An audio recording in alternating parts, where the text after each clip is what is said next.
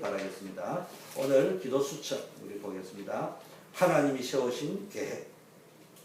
골로새서 2장 2절 3절에 이는 그들로 마음의 위안을 받고 사랑 안에서 연합하여 확실한 이해의 모든 풍성함과 하나님의 비밀인 그리스도를 깨닫게 하려 함이니 그 안에는 지혜와 지식의 모든 보화가 감추어져 있느니라. 이렇게 말씀하셨습니다. 사단은 아담과 하와를 속이고 하나님을 불신하게 만들었던 장본인이 사단입니다. 지금도 인간이 하나님을 떠나서 우상을 숭배하게 만드는 존재가 보이지 않는 사단이라는 세력입니다. 그러나 하나님은 이를 두고 보시지 않으셨습니다. 우상에 빠진 사람을 살리기 위하여 이 땅에 하나님의 계획을 알리고 있습니다. 그러면 하나님이 세우신 계획이 뭐냐?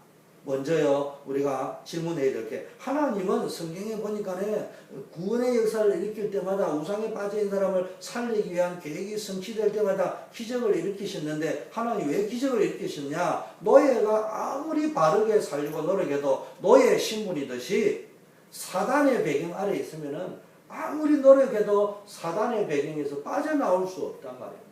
애굽의 바로의 학대에서 종살이하던 인생에서 430년 몸부림을 지도 빠져나올 수 없는 거예요. 그래서 하나님은 이스라엘 백성이 우상에 빠져 있을 때 하나님을 믿게 하려고 기적을 일으키셨어요. 쉽게 말하면 하나님 없이 인생을 바꿀 수는 없어요. 내가 내 인생을 바꾸려고 할 적에는요, 계속 종살이 인생이 더 가중되어지만은, 하나님 없이 내 노력을 할 적에는 갈수록 어려움이 더 오지만은, 하나님을 만나고 하나님의 능력으로 내 인생이 바꿔질 수 있어요. 오직 하나님의 능력으로. 그래서 출애굽기 3장 18절 유월절 피, 곧 그리스도의 십자가를 붙잡으면은 인생의 기적이 일어나는 것입니다. 왜? 하나님 만나는 길을 그 십자가를 통하여 열어주셨기 때문에.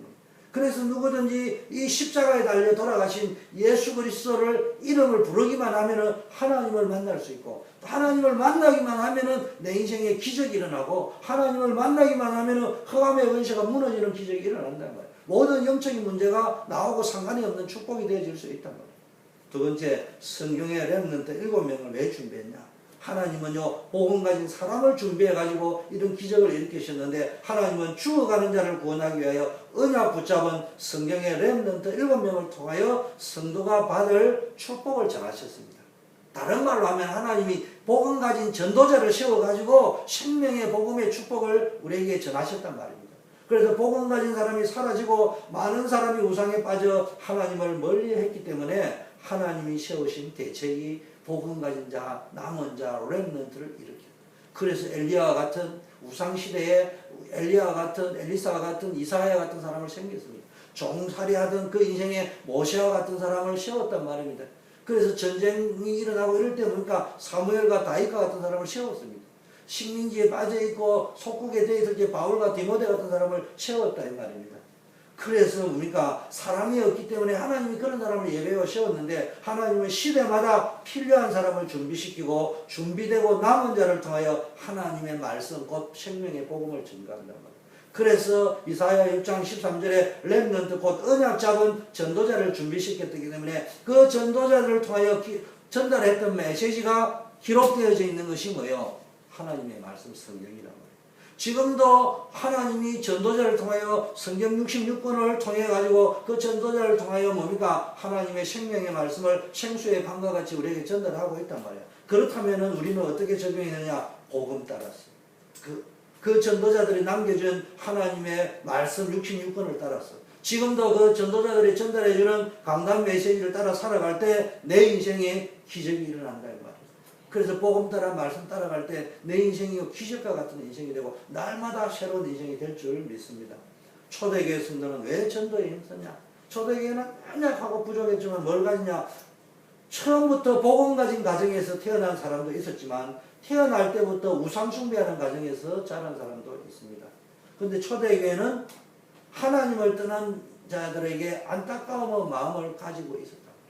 이전엔 초대교회와 성령 충만하지 못할 적에 오순절의 역사를 체험하지 못할 적에 예수가 그리스도라는 사실을 체험하지 못했을 때는 뭡니까?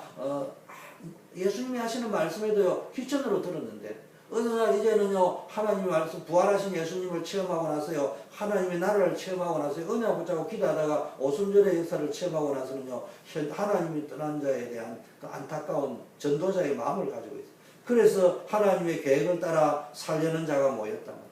그래서 그들이 모여서 하나님의 계획을 붙잡고요, 그리스도의 십자가와 부활을 전해야 되겠다. 그래서 생명 살려야 되겠다. 이런 기도 제목 세계복음화의 방향을 잡고 사도행전 1장 8절의 방향을 잡고요, 기도할 때 큰 힘을 주셨습니다.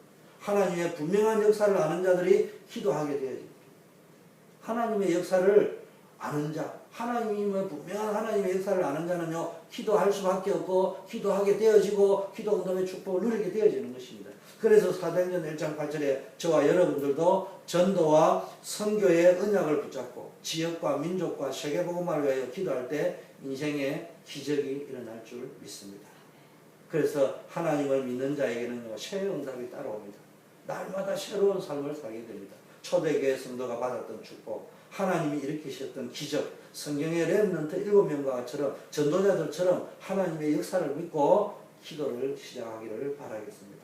지금 힘이 빠져 있다면은 하나님이 가장 알맞은 시간에 전도자에게 큰 축복을 주신다고 약속하셨기 때문에 우리는 이 약속을 믿고 기도하다가 전무한 응답을 받고 내 인생의 기적과 같은 인생이 되어지고 날마다 새로운 축복이 넘쳐나기를 예수 그리스도 이름으로 축원드립니다. 우리 합심해서 한번 기도하겠습니다. 그러면서 개인 기도하다가 돌아가도록 하겠습니다. 오늘